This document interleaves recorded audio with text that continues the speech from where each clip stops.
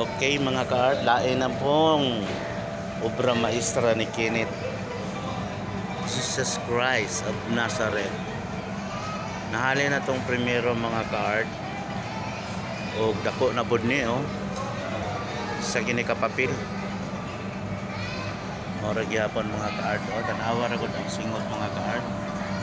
Murag tinuod gyud niya nagtulo ang tubig Grabe. Katong primero mga ka-art, kung nahilangit man si Kenneth atong iyang gibuhat, kay pag ini mga kuaning mga buongon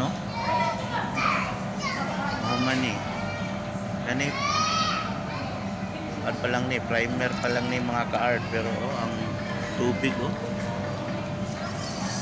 tangiga.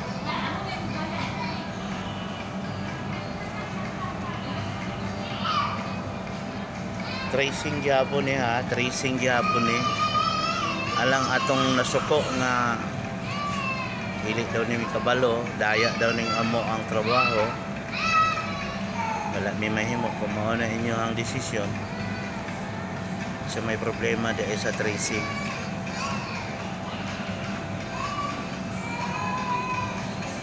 Ang importante ang pag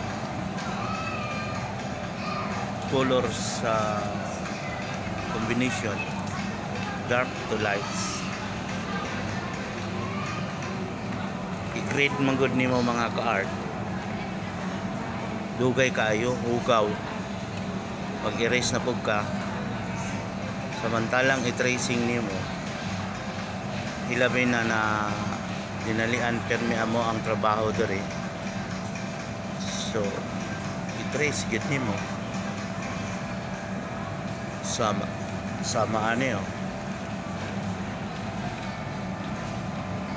walay daya ni kinamot gid ni unless kung imong gipaagi og makina, makaingon ka nga daya mi saman handmade man kinamot gid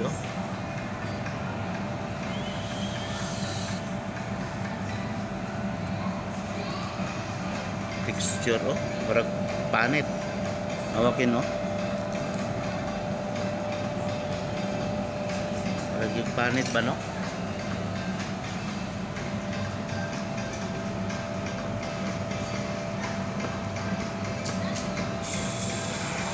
so ikatulo na niya nga adlaw mga ka-art, siguro umanonik mga 1 week yun.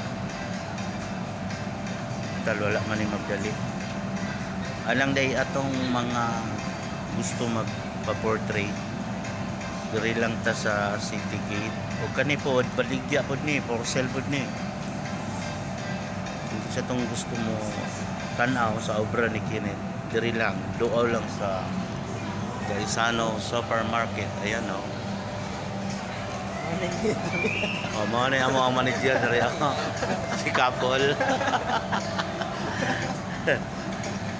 So diyan mo na mga ka-art asingot pa lang daan, wala na ulam na maragyog na basa ba